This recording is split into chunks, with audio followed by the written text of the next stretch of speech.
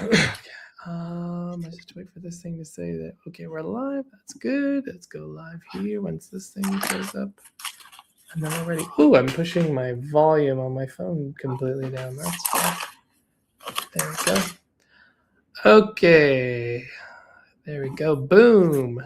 Okay, I think that's all of them. Let me just organize my screens so that I can actually read if people ask things. There we go. And then that one goes there.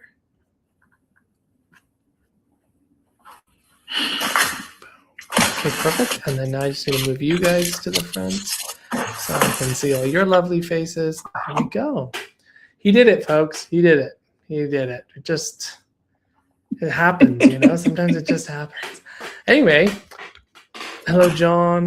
Hello, Anne-Marie. Hello, everybody. Hello, and my little group here, Kia and Lisa. Thank you so much for being live in here. So we're doing our Oakbridge Q and A. And so we do this every Monday around 2 o'clock, depending on how on time I am. And then we are going to be kind of giving a little bit of preference to the folks who are here live. So if you ever want to have that preference, you can join the actual Oakbridge live at oakbridgeinstitute.org, and you can come on live and chat.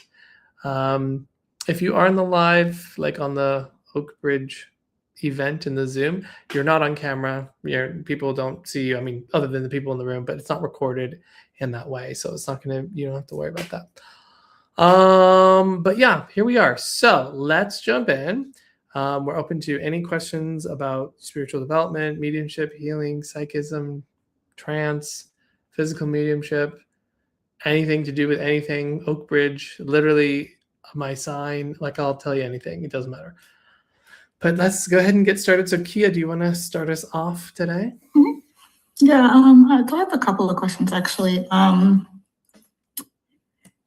One relates to, I guess you talked a lot about dark spirits not existing. Mm-hmm. And I don't, just for context, I 100% have never had, actually no, I lied. I did have what I thought was a scary experience. Sure. But I have then come to realize that it's just in my mind. Sure. So I know that what happened to me was not scary. It was just the fact that I did not understand it. And it was very sudden that it felt scary. But yeah, through a lot of work, I realized what it was. However, I do feel like there is a lot of proof, let's say, out there for there being darker spirits that exist. Now, whether or not they come through in mediumship, I do feel like we have the ability to not allow them in, but I'm just curious your thoughts on just dark spirits in general, even outside of us channeling them in. That's kind of my one question. And my other one that I'll sneak in real quick is more personal. Sure. And so that is, I have, at least what I've learned in the last 6 months, took me a very long time in my life to realize that there's a thing called aphantasia, which I didn't even know was a thing until 6 months ago, Okay. Which is kind of crazy. So for those who don't know what that is, look it up. It's fascinating, whether you have it or don't have it, to realize that not everybody experiences the world in the same way. But all that to say, I feel like recently, since I've been doing a lot more of the sitting and just exploring more, I feel like I'm getting a lot of flashes, just things will just kind of pop up and they don't make any sense. Like I got like a purple like orchid and like a scene of like a stadium. Like some of them feel like they're in time, some of them feel like they're out of time. And so I'm curious your thoughts in general for those of us with aphantasia. How do we, because I guess the point of me bringing this up is that when it happens, because I have aphantasia, it's shocking to me. So it kind of like, wait, whoa. And then it takes me out of being still or being open. So I'm more looking for like, yeah, I guess like what's the guidance to become used to it? If you have any guidance. And so, yeah, that's it. Yeah, perfect. So just making notes because I will forget.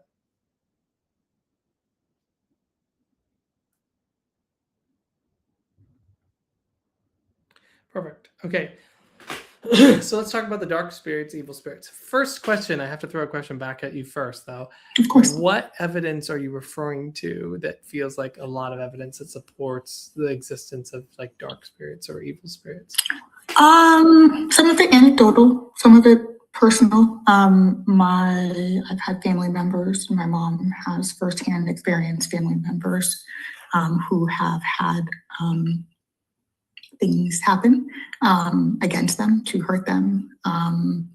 And so I guess part of it comes culturally in hearing the stories of my ancestors and just even knowing like cousins and aunts who have had things like make marks on them, like things that are beyond like just the mind, like, you know, like they're saying that they have something on them and like they wake up and there's like marks on them. Where do marks come from?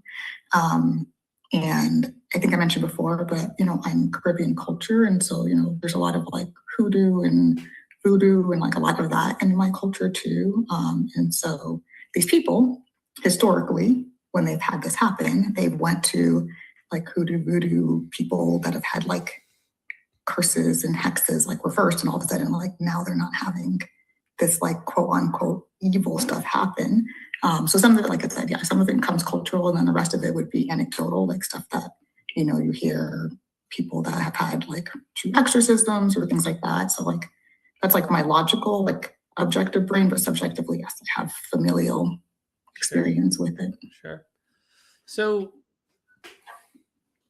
this is always a tricky one because it's tricky in the sense that we can attribute a cause to something, even though that cause may not be actually what's causing it. So, for example, with the example that I woke up with marks on me, why do I have these marks on me? I don't know about you, but I have seen people scratch themselves in their sleep, roll around, smack something, do all kinds of things that can create marks and things like that. The other thing is when we're in fear and when we do believe that these things are possible, we are quicker to jump to fear. And as soon as we have that fear in us, we are now interpreting the whole experience through a lens that is colored by our previous conceived ideas. And if we're coming from a culture that believes these evil things can happen, any experience that I have is going to be colored by that. And our first thought isn't going to be, let me explain this through like rational means. Our first thought's going to be, let me try to make this make sense in the way that I can make it make sense, right? So it's difficult for me to, you know, I don't want to negate that as an experience because obviously they experience something very real. But do I think the cause is specifically consciousness of dark entities or presences or forces? No. Does that make sense? And the reason is first of all, I've never experienced them. I've tried. I've reached out. I've been like, demons come and get me, you know, on multiple occasions. Nothing seems to be occurring with that. But I don't want to say that all of that is not possible. I think what it comes down to for me is that what are we saying the source is? If we're saying the source is a conscious being that is malevolent and trying to harm, that is something that I don't see evidence for. But can I say that we as human beings have intention and can create harm to other people while we're in the living form? For sure. I mean, I can do healing, energy healing. I was just doing an energy healing mentorship, and I literally can have physical reactions in someone else's body by doing this energy healing. There is the men who stare at goats, right? The people who literally in a government program were trying to kill animals and goats and things with their intention and their psychic, you know, ability, because they wanted to see if that could be a skill. However, fun fact, they would get injured from doing that. If they created harm with that intention, they actually received an injury themselves from that. Interesting thing to think about some sort of universal law of how that works. But So can we ourselves impact other people? I do believe that we ourselves can do that. So could there be something to maybe a voodoo or a hoodoo or something like that? Because all of that really is a lot of intention setting, ritual, these sorts of things. Potentially, yes. I think, though, it all depends on, do I buy into said belief system? Because I think that the people that experience it are the people who do believe in that sort of thing, who do have those outcomes, versus those who don't. Now, I'm sure I could have a hoodoo priest come here and be like, boy, let me teach you a thing or two about all of this. And that may be true. I don't know. I won't say that I have all the answers, because I don't. But what I can say, in my experience of working with the spirit world, maybe not for mediumship, but for like in the day-to-day life, right? Like people talk about, from the culture or from their other experiences. I find that every time I've heard a story, there is a really good explanation that can be made for the experiences that they've had when you take into account mental state of the person, previous belief systems, how they're interpreting the stuff that's happening to them. Because if, let's say you, Kia, were like afraid of evil spirits or whatever, and we were sitting on a bed, right, and just like chatting, and that bed starts like violently shaking, right? You might go, holy shit, this is like terrifying, what the hell's going on? And I might be like, woo, thank you, spirit, like this is amazing, right? Like we might have two totally different experiences of the physical phenomena, right? And that can create more fear. Imagine if I've had objects move on their own. I've seen ectoplasm. I've seen spirit lights. I've seen things slide off of things on their own. Never for a moment has that made me fearful or anything like that. But if I believed in demons and evil spirits and all that sort of thing, that could validate that belief, right? But none of those things have ever harmed me. I've never had anything bad happen from it. But if I was in a fearful state, there is a good chance that I would react to those things from that perspective. The other thing is sometimes people, it's easier for them to blame an external thing than to take responsibility for something. And it's easier for some of us to go, there's an evil spirit that's doing something to me, rather than being able to recognize within ourselves what part of me is coming up in this. And so again, I'm not trying to negate them. I'm just saying there's alternate alternate explanations that might be able to kind of account for all those pieces without having to bring in, this is an evil spirit doing XYZ. Does that make sense? So, so all that to say, I personally don't believe in evil spirits, and if they do exist, they are not something that I need to ever even think about or worry about or concern myself with, because I don't think that they have any sort of capacity or power to like impact me, harm me, or anyone that I love or anything like that. So it's something that I think fits really well.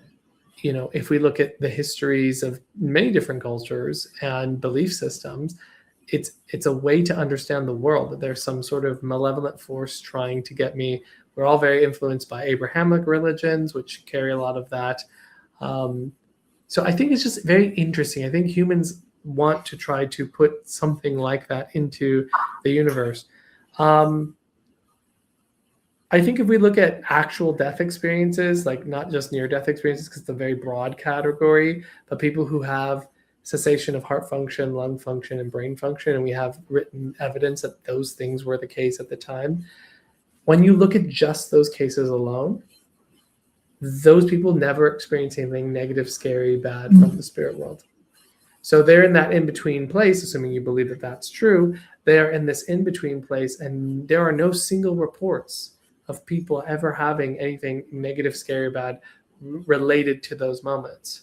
And so I think that, and as I talked about in Foundations 1, we get a lot of our beliefs from religion, culture, and our media, right? And so if our media is out here being like, you use a Ouija board and suddenly you're going to be possessed by demons, like we're going to expect that. We go into the Ouija board being like, oh God, my goodness, I hope these spirits don't get me. You know what I mean?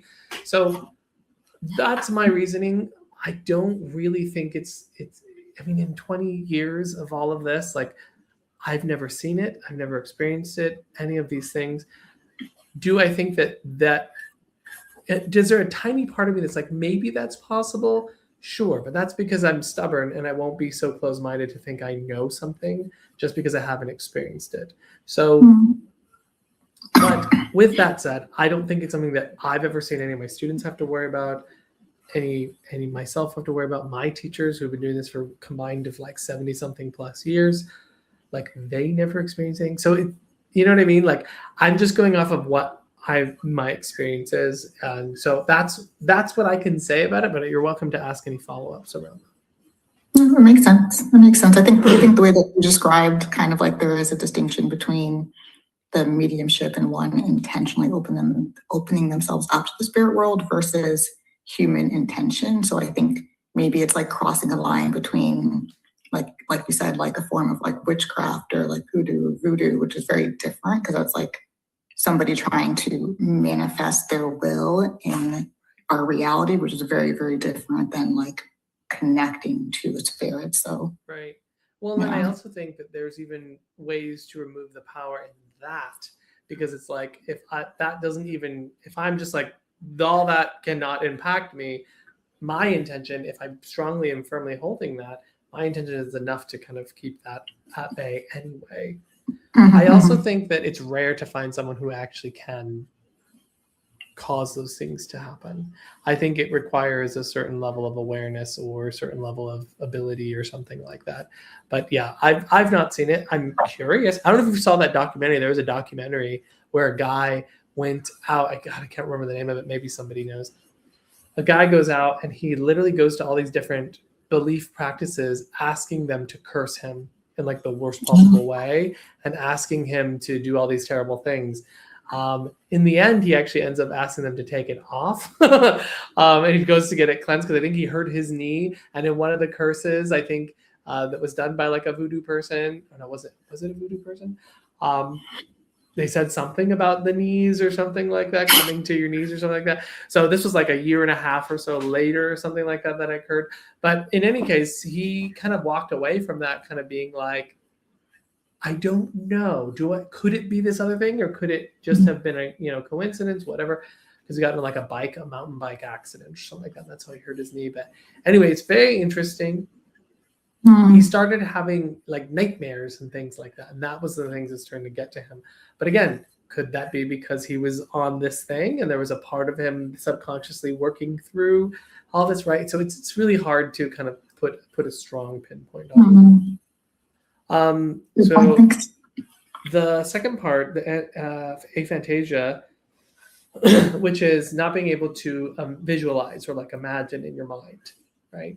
And so you're starting to have those experiences, but it's drawing your attention to it because it's like, what the hell is that what you're saying? So with this idea, it's called A Cursed Man is the name of the movie. It's an interesting one, honestly. I thought it was actually pretty good. So with becoming used to the sudden images, I think that's just something, I know this is not a great answer, but it's just something that will become more normal for you. So as that experience happens more and more, it becomes less novel, which then also takes your attention off of it as much. So what I would say is just kind of go, okay, at some point you'll start to expect that will happen, and then it becomes a little less interesting. But also remember, you may develop some clairvoyance, and clairvoyance feels and looks a lot like what visualizing or imagining things in your awareness can be. And so it would be really interesting if someone with aphantasia starts to become very clairvoyant as well, because that means that you're almost getting it from something beyond the brain in some ways, which I think is kind of a cool idea. But basically, you just need exposure to it enough. And once you have enough exposure to it, it will start to become less interesting, essentially. Because right now, we're in week 2 of our thing. You're going to be doing this for a long time from now and then. So it will become more and more less interesting. So what I recommend is what we say for everything that arises in the experience is notice it, accept it, relax, do less, or soft focus.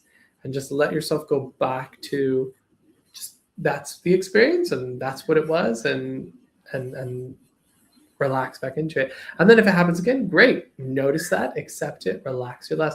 Something else happens, notice it, accept it, right? It's always the same thing because we're trying to become less reactive to whatever occurs. And something like being able to see an orchid in your mind, that's brand new, right? Like that's crazy. That's going to be very obvious and salient. And so that's what we want to kind of practice, is becoming less interesting, because it's the same process for everybody. It's just it's different experiences. It's not just the visual that suddenly arises. They start feeling something for the first time. They start sensing something that's like, holy shit, right? So it does the same thing. It's just a matter of us kind of getting to that surrendered, relaxed state.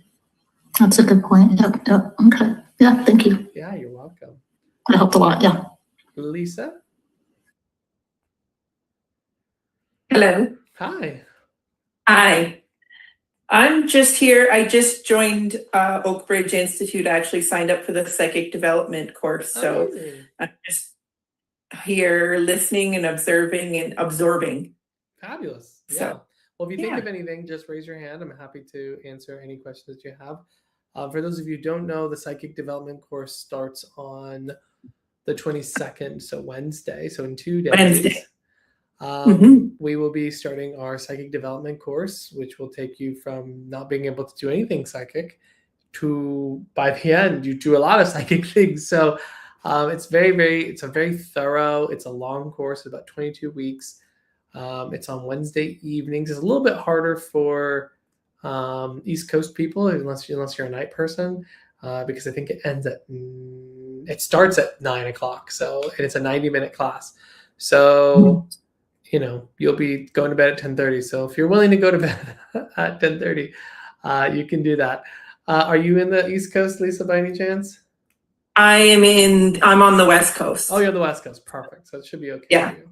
Yeah, timing is absolutely fine, but I'm so super excited to have a continuous, like I've jumped in development classes, but a continuous building on, like, that's what I'm really excited to get in and learn about and expand myself more through continuous growth. Yeah, absolutely. And we're Not really just excited. one-shot deals. 100%. And we're going to be having, I'm actually working on it now, the Psychism 2 course. So the people that did our Psychism once loved it. I mean,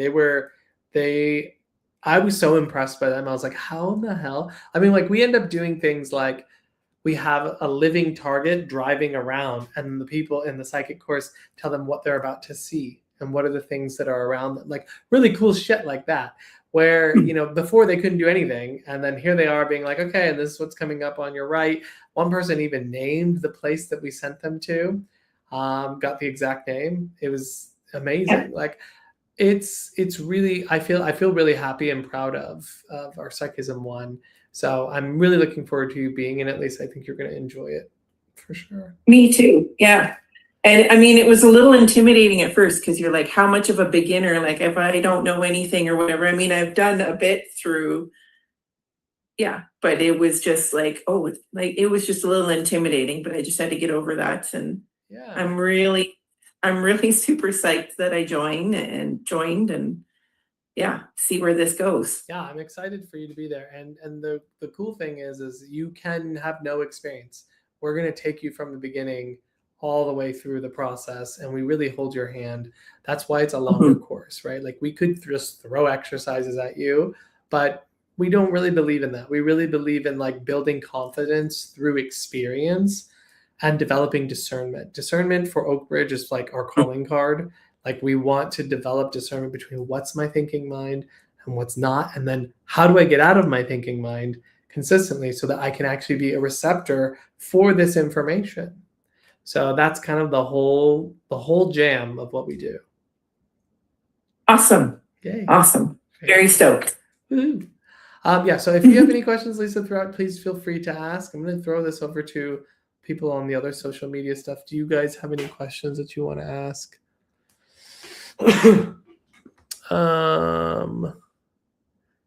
Let's see what else. Yes, Green Lady, it is for newbies too. my wonder, after hard focus, soft focus activity, I now feel my stomach drop when relaxing. Is that normal? Yeah, you probably just have more awareness. You're probably just noticing that softening, that letting go a little bit more. But if it becomes uncomfortable, you can just let us know. You're just letting go more, is what it sounds like. I'm just checking these questions really quick. Mm-hmm. Okay, I'm going to go back this way.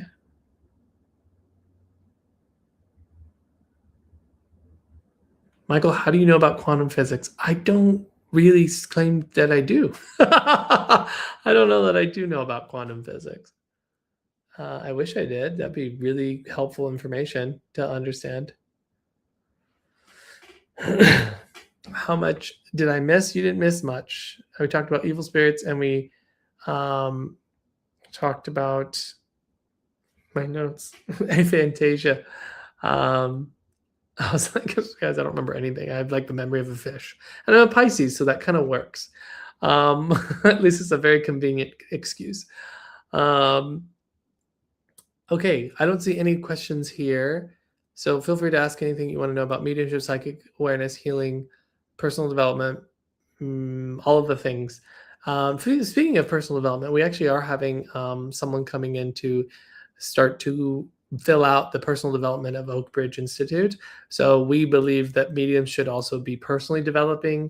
Psychics and mediums should be personally developing on top of their intuitive and spiritual development, because the reality is that your personal development really has a big impact on your mediumship development and vice versa. Because we always say at Oakbridge is like, the way you do one thing is the way you do everything. And while that's not necessarily a hard and fast rule, we do notice that like the same issues you have in your mediumship are the same issues you have in your personal life. And these things, if you work on one, it starts to help the other. And if you work on this one, it starts to help the other. So let's work on both at the same time so that they can both rise sort of together. So it's really important. We think it's a very, very important part. And that's actually why in the, what is it called? The mediumship track, the mental mediumship track that we have, expansions is all about personal development. So we actually have a whole year, 10 months, but whatever, basically a year of working on yourself and working through things, because mediumship and psychic development triggers all of our stuff. It triggers everything that is in there. It triggers the perfectionism, the concern, the worry, the beating ourselves up, the over trying. Like there's just so many things that it does. So we need to work on that. Could we do mediumship circles while taking taking psychism class, or should we keep it separate? You can do mediumship circles for sure. You don't have to keep them separate. Do you have any spiritual books you would recommend besides your own, which I read all the time?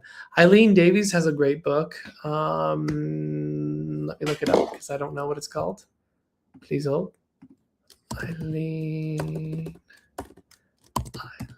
Davies book. What's your book called, Eileen? Touching the Stars. Okay, Mediumship, Touching the Stars. That's a great book. Most of Gordon Smith's stuff is pretty good. Sometimes it can be a little simplistic, but I like a lot of his stuff. So I would recommend that. Intuitive Studies, I think, is the name of the book. That's a really good book. For that, I'm trying to think if there's any other ones that I really, really like. I mean, I really personally, because I'm a big fan of historical mediumship, like mediumship from the past. Like I find that really fascinating, and especially the ones that were like really, really good. That is something that I'm very, very interested in. So I have a ton of books that are about mediums of the past. And so if you're interested in learning about those, Helen Hughes is an incredible medium of the past that I would recommend you learning about. Eileen Garrett is another one, not to be confused with Eileen Davies. Eileen Garrett is an incredible medium. What's her name? Gladys Osborne Leonard, My Life in Two Worlds, would highly recommend. It was one of those books where I was reading in the book the description of my personal lived experience. And that is always a cool thing when you like read something from, 100 years ago and you're like, what the heck? That's literally exactly what I experienced. That's crazy. So I love her. I don't know if Gordon Higginson has any books. I think he has a biography, but I haven't read it. Hi, Michael. I don't know if you remember me, but I sat in your mediumship program at Awakenings in 2019. Congrats on your amazing contributions to development of psychic growth. Thank you so much, Trina. I have been working with a practice group, and my question is, when I link in, the information comes quickly. How can I slow the pace so I can relay it more efficiently? I would never try to slow it down. I don't recommend trying to make slowing it down your focus, because it's more about surrender and letting go. Sometimes you're not going to be able to give all of the information that comes through, but you can get at it. You can talk about what you are able to catch and have this concept in your mind.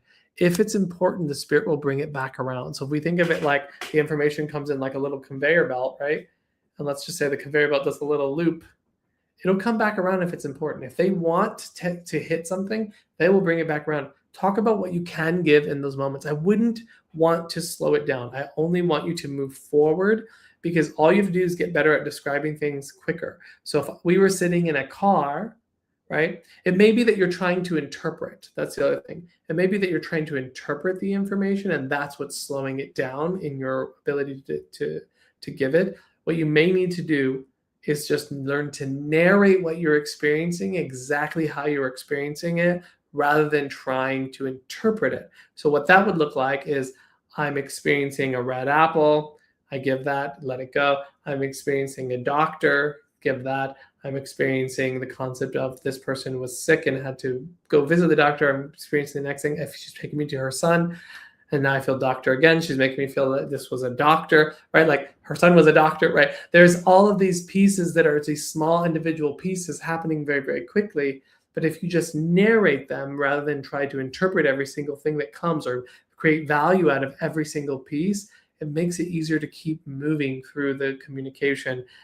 So I always say, if we're on the freeway and I ask you, describe everything that's, and we're going like 90 miles an hour because you're driving with me. And I say to you, describe everything that you see out the window. If you stopped to sit there and like go, I see a tree, and like you would miss it, right? You'd have to go tree, car, house, door, like dog peeing, like whatever it is, you'd have to be able to just get it out as quickly as possible. That's what we call narration rather than interpretation. There's a blue car here, and what's so funny is I've seen a blue car before, and one time when I was 4 years old, I had a sense of blue, right? Like I'm taking that one piece and I'm just doing shit with it within my brain. I don't need to be doing that. I need to just narrate what I'm experiencing as it's happening, and I need to include what is it that I'm feeling as I'm experiencing it. So those are some things to throw at you, Trina, in case that is helpful. Do we have questions over here? What, if anything, have you learned about spirits on the other side and what they do while there? So development is a thing. They continue to develop. They continue to support other people that are living. They are enjoying themselves. Some are just chilling, just like being with people that they love, family, friends. Some move beyond that state. So it seems to me, from what I understand, is there's sort of different options of what you can do sort of in between. If we're going to think about it linearly, there's different options. Like some people just chill and like live happily in sort of like a heavenly like state.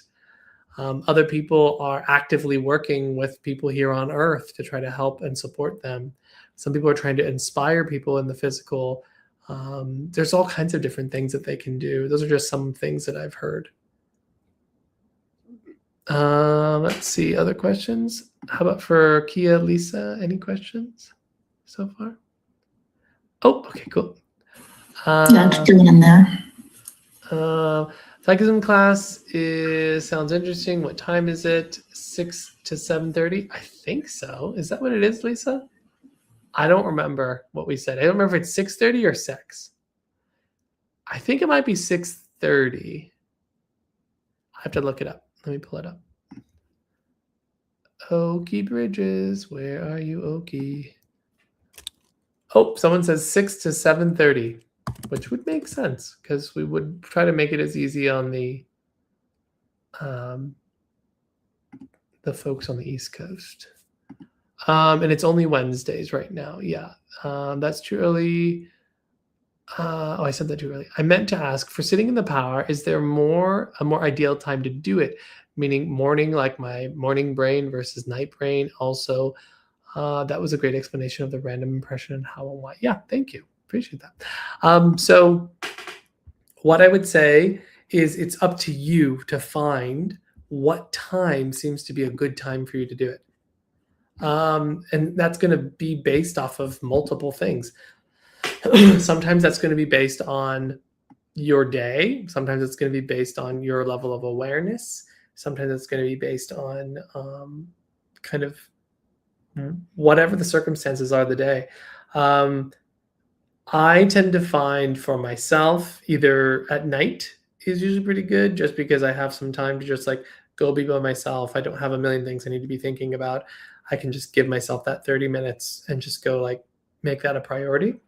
Other times, if I have a little break in the day, I'll do that. The only thing that really I try not to do is do it right after eating. That usually makes me pass out. And not that I always get sleepy after eating, but like just something about that, maybe blood flow just kind of go into the stomach, or maybe the insulin spike. I don't know. It's harder to stay as relaxed and focused. I tend to love doing all my spiritual things in a fasted state. For whatever reason, that just seems to keep me in a much better spot. I like to do my readings without having eaten. I like to do everything with my spirit stuff without a ton of food in my stomach. So that's me. But everybody's different. Some people are like, I'm going to eat a steak and then I have a reading, and 5 minutes after that, like that's not me. Well, first of all, I don't eat any meat, but secondly, it is going to be vary from person to person. Like I'm a feather. I always say this. I'm a feather when it comes to my sensitivities. So like the wind blows and I'm like, now I have a new thing I have to deal with. Versus some people are just like rocks, and they just like the world can storm at them and they just can still consistently move on. And I wish that was me. It's just not been my lived experience. So I think about this. Like I think about, okay, have I had any alcohol recently? Have I, when's the last time that I ate? How am I feeling on the day? Did I fight with someone? Right? Like I'm thinking about my mental, emotional state to try to be as neutral as possible, so that I can bring forward the best thing. Am I really tired? Am I sitting in a place that feels comfortable? Right? Do I sit in or my cat's going to jump on my lap? Although now I'm pretty used to that. Yeah. So it's just kind of, you kind of play with it, you tweak it and see what works. Have you found something, Kia, right now that works for you, or are you kind of just playing with it? I guess I'm trying to play with it a little bit. I feel like because my brain can be analytical, I've tried to put it more towards the evening. But then that has a kind of counter effect where I kind of feel like I'm zoning out, like I'll half fall asleep. I haven't like fully fallen asleep, but then I don't know if I'm in an actual like open space or if I'm like in a physiological like hypnagogic state. So like that's where I think like, my logical brain takes over again and says, well, is this the right time to do it? Should you be doing it when potentially you're in this physiological state, or should you? No, I love that. Thanks for that follow-up, because I think the idea is this: you want to be, if this is awake and this is asleep, you kind of want to be right on that middle ground, right? So you're sort of in that in-between state, whatever state you want to call that. However, it doesn't really matter whether that's day or night, whether that's in a more hypnagogic state. That doesn't really matter that much. It's just that you're doing it. Because remember that you're doing this with the help of those in the spirit world. They are the ones that develop us. So what I'm really doing is I'm opening my awareness, I'm becoming passive and receptive, and I'm saying, this is your time, spirit, do whatever it is that you need to do to develop me. And then I'm just letting myself be in this very neutral, notice, accept, let it go, notice, accept, let it go, notice, accept, let it go. Does that make sense? And so it's less about maybe sort of the physiological state that I need to be in, because my awareness will naturally move to it if I just sit long enough. I will move into that space. Does that make sense? Yeah. As long as I'm not dreaming, as long as you're not like actively dreaming, then you're probably fine. Yeah, because the reason I ask is for context, I also, it's maybe been about a year, but I did one of those Vipassana retreats. For those people who know, it's like a 10-day silent retreat. And so that was an interesting experience where like I kind of feel like some of what I'm experiencing sitting in the power experienced then, where it's just like I truly, during that retreat, like I felt like I couldn't tell the difference between like if I was asleep or awake. Sure. Like you just like it just starts to like blend, and I'm like, wait, was I sleeping? Was I awake? And so like I feel like that's kind of happening, and that's why I was just curious on timing, because I'm like, I don't think I'm asleep because I'm still awake, but then it's like, did I fall asleep? And like, I don't know. So it's just weird. Yeah, 100%. And you know what? You're gonna have weird sensations and weird experiences like that. That's actually a normal part of all of it. So you are going to experience like that sort of what the hell's going on sort of state. And there's gonna be times where I'm like, I'm aware, but I'm also not here. Or I feel like I'm at the bottom of a pool, and like that feeling where it's just sort of like, you know what I mean? Like it's very interesting. So you're just gonna become, that's all gonna become very second nature. That's why we just always say, notice, accept, let it go. Notice, accept, let it go. And like that way your brain is not like, what is this? Right? For us intellectual sort of folks, we really want to understand everything, and we want to optimize, and we want to like figure it all out. And I don't think that's necessarily a bad thing at all. But I also think it can shoot us in the foot when we try to overcomplicate things, because we want to make sure everything goes exactly how it's supposed to, instead of just being present with what is presenting itself. What am I experiencing? What is occurring in this breath, and now this breath, and now this breath? And that way we're staying really, really present. Make sense?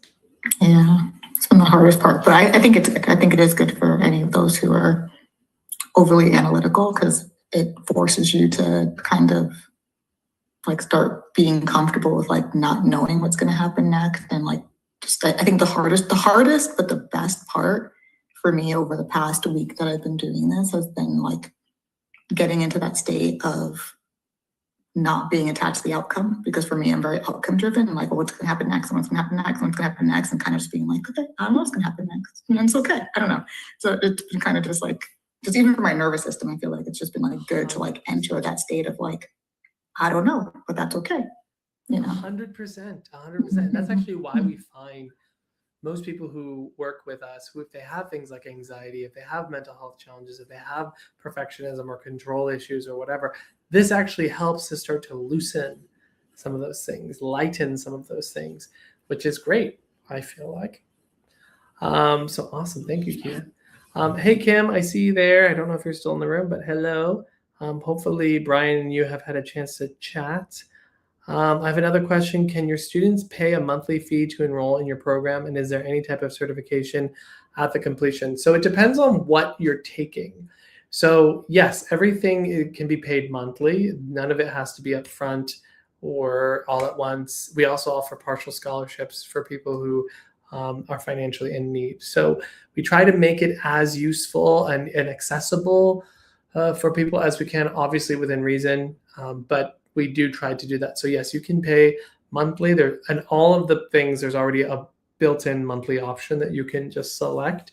But if you need even more of an adjustment, we do make exceptions and allow maybe a slightly longer payment plan or something like that.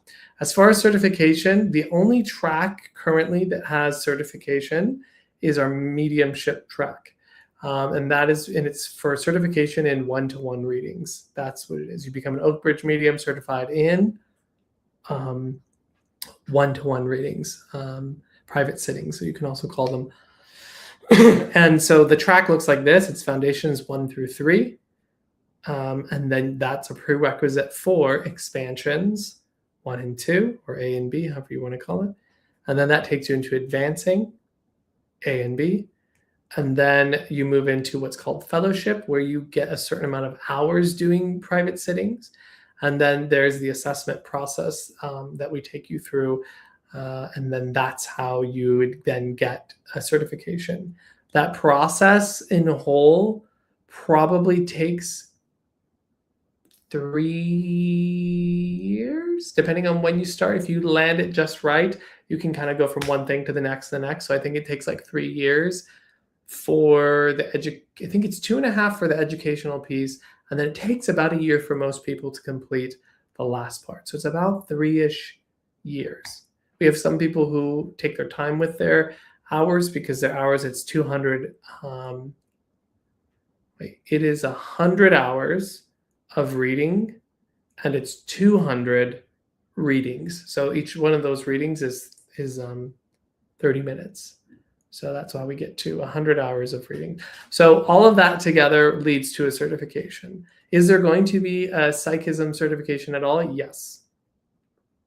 We are going to have that for all of the tracks, but they just are slowly being built out, because I come up with a large portion of the, what's the word I'm looking for? Education, but that's not the word I'm looking for. Anyway, the stuff, you write it out. The stuff we write out. What is the word? Curriculum. Thank you, Amanda. A lot of people have said it. Thank you, guys. See, this is just brain fart, Michael. Curriculum. I write all the curriculum, basically. And so Megan obviously contributes, and we sometimes collaborate, but a lot of the curriculum has been created through what I would call inspiration. Like, I wait to be hit by the lightning from the other world, and when the lightning strikes, I create. And while that's not maybe the best business model, it's definitely, I think, the best when it comes to the quality of the curriculum throughout the school. Because I mean, there's tons of exercises and things that are Oakbridge specific, meaning the Spirit gave it to us, that nobody else teaches, because that literally came from the spirit world, certain exercises, certain things. And that's how I want all our curriculum to be. I want it to be inspired. I want it to be coming from a bigger, you know what I mean? A bigger something. So that, let me just check. So do your guides help you build the curriculum at all? Yes, exactly. Yeah, that is what happens. All of a sudden I just get hit by something, and I'm like, I need to start writing. I need to I literally will stop what I'm doing, and I'll go into, or my favorite thing to do is actually have someone else type, and I just talk, because that for me is the easiest. It's just like someone else narrates it, or now we have AI. I can just push a button, hold the function button down, and I just speak, and then it all gets organized and all of that sort of thing, which is even better. But yeah, it's a flow. It's a flow. And that's honestly what we try to teach our students too. Like at Oakbridge, we try to teach you how to trust your own self, right? How to trust what you get, trust your insight, trust your flow. And obviously in the beginning, when you're learning to do that, whatever the class is, there's going to be mistakes. There's going to be times where you get it wrong. There's going to be times that, it doesn't go perfectly. That's okay. That's to be expected. That's how you learn. But what we want to do is slowly, through experience, time, understanding, you will start to have an ability to trust what you're getting and know that it's related to reality, and that it's accurate, and that it's specific, and all of these things. That's our whole thing at Oakbridge. So if you're the type of person that's like, I've taken 1 million classes, I've taken 1 million courses, and I just feel like I'm always still having to seek the answers outside of myself, Oakbridge is there to teach you how to find those answers, how to trust your experience and trust your spiritual connection. So that's a very, very important piece. Why the need for certification? The proof is in your readings, evidence, and ethics, not a paper. Love that, Anne-Marie, and I'm so glad that you asked that question. So Megan and I actually don't believe in certification, to be quite frank. We don't actually think it matters personally. We don't really at all. We're just not big certification people. However, what certification does do is actually for other people. It's for them to be able to go, this person has completed this many years of development. These are the things that they've covered. Here's the ethical standpoint that they've been trained in. Here are all the things that we have seen. And then we are saying from what we see and you have accomplished, we can trust, and now, because the idea is to create a gold standard for mediums, meaning because it's an unregulated world we live in. Mediumship, psychic development, it's not regulated by anyone. And therefore, there's tons, and all you have to do is go on TikTok for 2 minutes to see the bullshit that's out there. It's just everybody has an equal voice now with social media. And so there's a death of expertise, there's a death of actual people knowing what the hell they're talking about. And so for us, certification helps the public recognize that this person has achieved X amount of something. And while right now that may not mean a whole lot, but in time, when all of those mediums that come out of that program are excellent and do incredible work, then it starts to matter. And then people know, okay, I could go and I could try 100 different people and hope to land on someone good. But this person consistently makes, this school consistently makes really strong mediums. I can just go to any of these people and I know I'm going to have a good result. And it just makes it easier for the people searching for it to be able to do that. So again, we don't believe in certification, really. In fact, we never really wanted to do certification at all, but people really want that. And it's helpful for the public. And ultimately, Oakbridge is there to help protect the public because of the really shitty things that are out there in the world. And we're the ones picking up the pieces. You know what I mean? The Oakbridge people are the ones picking up the pieces and are the ones that are trying to fix all of the people who've been hurt by random people telling them that their husband is in, because he killed himself, he's in, what's it called? Purgatory, or that, someone is, oh gosh, there's just so many things. I have to be careful what I say because of TikTok and certain things I'm not allowed to say. But I wanted to say like several things, like certain kinds of SA, like people telling people like you were SA'd by your grandfather, right? Like with no evidence of any of that, just people telling people things like that. Like there's just so much crap out there that causes harm, and we want to be able to help people find quality mediums that they can trust. So, but I'm glad you asked that question. I agree with you, Anne-Marie. She says, I will never be a student. I'll forever be a student in development. There's nothing final about developing. 100%. I am still a student, in my opinion. I am still developing. I still sit for the Spirit for them to develop me, grow me, expand me, and use me in deeper and stronger ways. And this is 20 years into the process. I will forever do that because there is such incredible possibilities when you learn to hand it over, when you learn to let go. And letting go of control, I don't know about any of you guys, does not come natural to me. That is not something that I have been able to just wake up one day and be like, oh yeah, I don't need any control. Do you know what I mean? So it's just not who I am as a person. Thank you, Capricorn Rising. How much do you think we have predestiny versus free will? How does that affect psychic readings and psychic reading accuracy? Love that question. I'm a compatibilist. I believe in both. I believe we have both free will and we have, and we also don't have free will on certain things. Why do I say that? Because one really great example is, and a very simple example, is near-death experiences. Because in some instances, you have them say, it's not your time, you have to go back, which would mean determination. And then in other instances, you have a choice. You can either stay or you can go back. And people make a choice. Obviously, they made the choice to go back. But that would imply free will. So there are some instances of free will, and there are some instances of not free will. If you asked my astrologer self, I would say nobody has free will. If you ask my mediumship psychic self, I would say we have free will. So I land right in the perfect middle, compatibilist. I think some things are predestined and some things are not. I think how it impacts a psychic reading, you will be very accurate about things are predestined, and then you might have less accuracy about things that people make a choice. Because even me telling you what is to come can change your path. Right? If I say, hey, if you go this way or you go this way, and then you make a choice, who knows what choice you would have made without that information?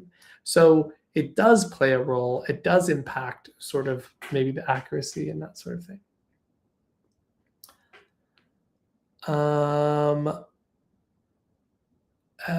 You say, is it kind of like having shadowed hours with a mentor? I think the better way to say, yeah, I guess, I mean, that would work. It was really modeled after sort of the hours that, like, for example, therapists have to go through, where they work as an associate to just build up their hours. It's modeled more like right after that. Just checking here.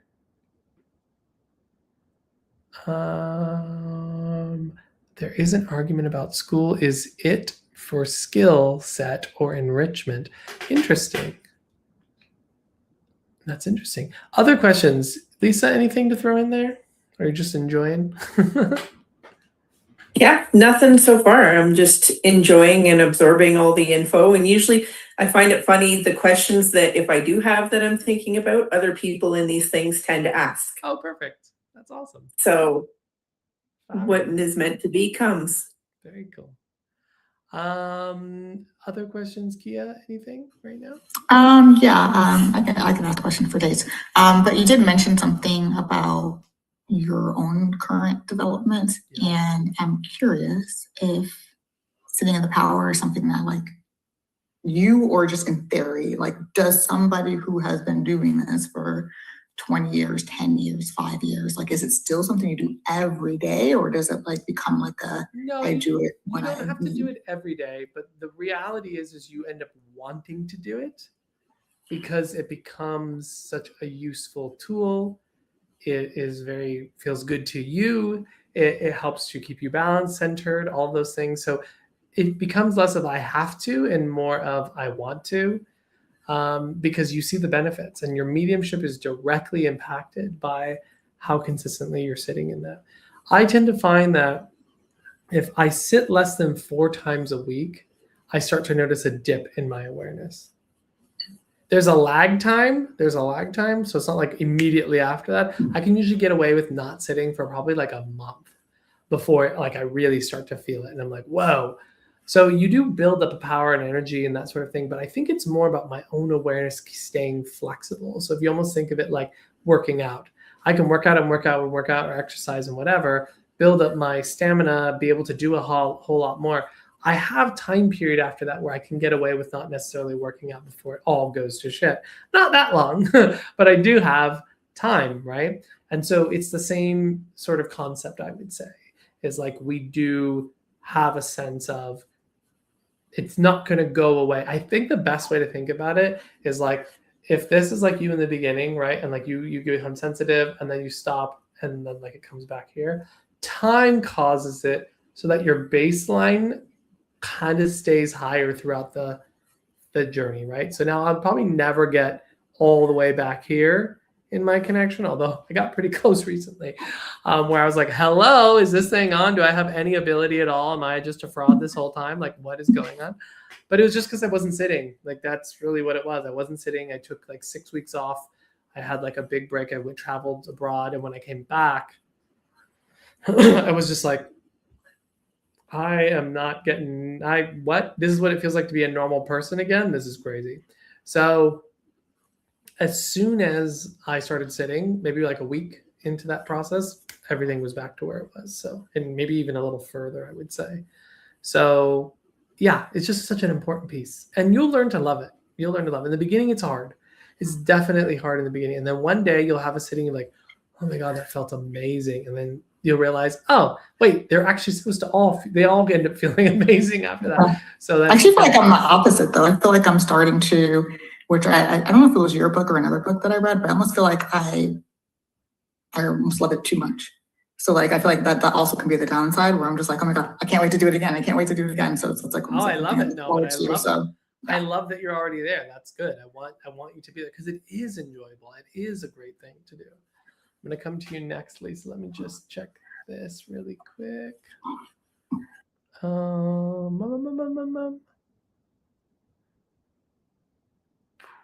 when it comes to learning virtually, I can struggle. Do people tend to do well learning mediumship virtually? Our entire school is taught virtually, and we have never had an issue with that so far. So it doesn't seem to impact it at all. Lisa. So, sitting in the power versus meditation versus guided meditation what is the difference, and is there a difference? Yeah. So if I just sit in a meditation for 5-10 minutes, or I search on YouTube sitting in the power. You could do What's the sitting in the power, just searching it on YouTube. I'm sure you'll find one. I don't think they're all created equally. I think some are better than others. So that's something to note. But what I would say is meditation is the overarching sort of umbrella term. And there's all kinds of different meditation, right? So it depends on what kind of meditation you're doing. Creative visualization, present moment, transcendental, sitting in the power, right? Like there's all these different options. And they all are there to do different things, right? They're all there to help us try different things. Like, for example, I don't think that doing, gosh, why am my brain forgetting words today? I don't think that doing like present moment sort of meditation is necessarily going to get you more intuitively connected. It'll bring you to the present, which is a great thing, but it may not necessarily equal greater mediumship, right? So whereas sitting in the power is very specific. So you're doing very specific things in that process. Number one, you are offering this time to the spirit world. You're saying, this is your time, do what you will, and develop me according to whatever it is that I'm capable of in this moment, right? So that's probably the biggest difference, is that is the intention of the sitting largely. Secondly, it helps you become more sensitive. So it's a feeling exercise, unlike, for example, if someone were to do like a guided meditation where you like go down a dell and you pick up a river rock and you look at the color and that means something, and then you go meet your angel in a stream, right? Like that sort of thing is not useful for developing mediumship or psychic awareness. In fact, I would say that is detrimental. If I want to be dramatic, that kind of thing is actually inhibiting you from that, because it's keeping you too much in your thinking mind. It's keeping you too much in your creativity. You're not becoming receptive. You're only becoming active. And what's third thing that sitting in the power does is teach you to become passive and receptive. That is how we do it. And that's why you heard me talking to Kia, like that notice, accept, let it go mindset, because it's all about noticing something's happening, observing it, and just accepting that it's there and then letting it go. Because later, that's going to turn into notice, describe, let it go. So it's sort of that like wax on, wax off moment where like we're learning this way of doing this notice, accept, let go, notice, accept, let go, which will then help us in our mediumship readings, notice, describe, let it go, notice, describe, let it go. So that you are no longer going, notice something, what the hell is this? I need to understand every single thing about this. Let me try to really milk everything I can to get everything out of this thing, which is what our brains do, right? Especially when it's something new and we don't know what it is. So we really start to effort to understand what this thing is. So we're trying to break that habit too. So it helps to change, this is the fifth thing, reactivity of the mind. It's turning to teach us to not become reactive to things, but instead to observe, notice, describe, let it go. And so all of that, the reason that sitting in the power is so much more than just doing meditation is because it teaches us all of those things, right? Because we're treating it as a feeling exercise, so we're starting to become more sensitive to the atmosphere around us, our energy, knowing that we're attuned, knowing that we're connected to something bigger than ourselves, and using physical sensations to be able to determine that. So it's like a whole thing. And I'm not saying it's the best meditation in the whole wide world. Like, I'm not necessarily saying that. What I'm saying, for evidential mediumship development, for psychic development, for all of this sort of thing, absolutely incredible. Absolutely, in fact, a very effective tool. And in my opinion, the main tool in developing all of this stuff is what I would say. Yeah, that makes a lot of sense. I'm glad. Thank you. Let me see. You know what you're talking about. It's been a minute that I've been doing this. The fact that I can say I've done anything for 20 years always freaks me out. I'm just like, how old am I? What the hell? How old? Am I dying on Wednesday? What's going on? You're only like 25, right? Yeah, right? Yeah, I'm 25. Honestly, I wouldn't want to go back to 25. I'd probably want to go to like 30. Just stay at 30. I think my whole life I've felt 30. Like even when I was a kid, I was like, I'm a 30-year-old man. And then like what happened is 30 happened, maybe 30 to 33, somewhere around there. And so before I was always like, I'm there. And then I went like this. And then I'm like, wait, where are you going? Like I'm that age. So I kind of feel like I've always been that way. Yeah. Let's see. I'm going to wrap this up here in just a minute. So I want to just get any last questions that people have. I should be going on live later. I'm going to try to do readings. I'll probably do psychic readings, honestly, since we have the psychic course coming on.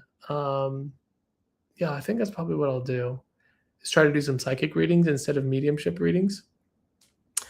Maybe I'll try to get Megan to join me. She probably won't though, but I could try to make her. And then I think Miranda was talking about potentially coming on the live too to talk about some of the work she's going to be doing at Oakbridge.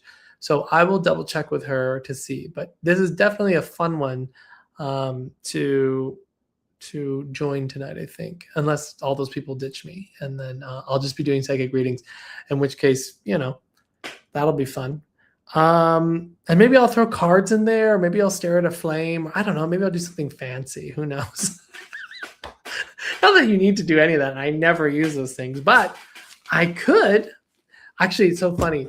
Before I go, I did a tea leaf reading for my partner. So we were at a tea house, and I was like, "Ooh, should we do like a tea leaf reading and like let's see what comes and like what happens?" And this was probably like November, I would say. And so we did the whole thing, and like I don't remember if we do that in the psychic course. I think we do tea leaf readings in the psychic course. I can't remember though. We did it in the first one. I don't know if we do it in this one. Anyway, did the thing, read the tea. It's crazy how every single thing that I had said, the timing of everything, and it's all because of the tea leaves. That's why I said it. All the stuff just like has been happening. It was accurate, and it's just like the timing and everything. It was just so cool. I just freaking loved it. So tea leaf reading is really fun. It's just like, and it's not something I've done a whole lot of, but I just think it's fun.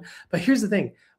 Like in the psychism course that we're going to be doing, we don't teach you do this technique and then therefore this happens.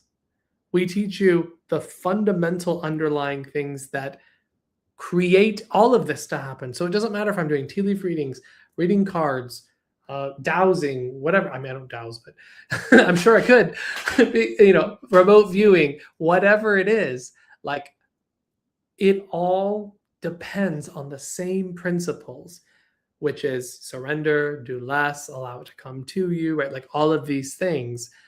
And that's what we teach you. And then we apply them in these different kinds of modalities so that you can see, wow, it's actually the same thing. And then sometimes having this little tool actually helps me, right? So I think that's a really, really cool thing. We do scrying as well. So we'll have you stare at a flame, or we'll have you stare at reflective water, an actual crystal ball, smoke. You can use anything. It's actually really freaking cool, all the ways in which you can use your psychism. But those are all just tools to get you into that state. The underlying things are still applying, and that's what we teach you in the psychism course that starts on Wednesday. So I definitely think if you're not in it, unlike Lisa is in it, you should join the psychism course and take that, because it's going to be a really, really cool thing, and you'll be have a very different awareness by the end of 22 weeks. So it's very, very cool. So on that note, I will be live a little bit later to do readings. So if you want me to, I'll be alive on, and wherever you're watching me right now, I'm going to come back on this, except for obviously in the Zoom room. So if you want to do that, you'll have to catch me a little bit later on wherever you're watching me right now. But yeah, looking forward to it. Thank you to Lisa and Kia for being here live. I always love it when you guys are in the room with me. So thank you so much. I hope you all got something out of today. Yes, very much. Thank you. All right. Well, we will see you later tonight. Otherwise, I'll see you in class. All right, bye. Bye. Thank you. Bye. Okay, so everybody, thank you so much for being here. If you're not following me, do give me a follow, because then that way you know when I go live. I go live every Monday to do readings and do all that stuff. So, you know, this is what's up. Sounds good. I'll see you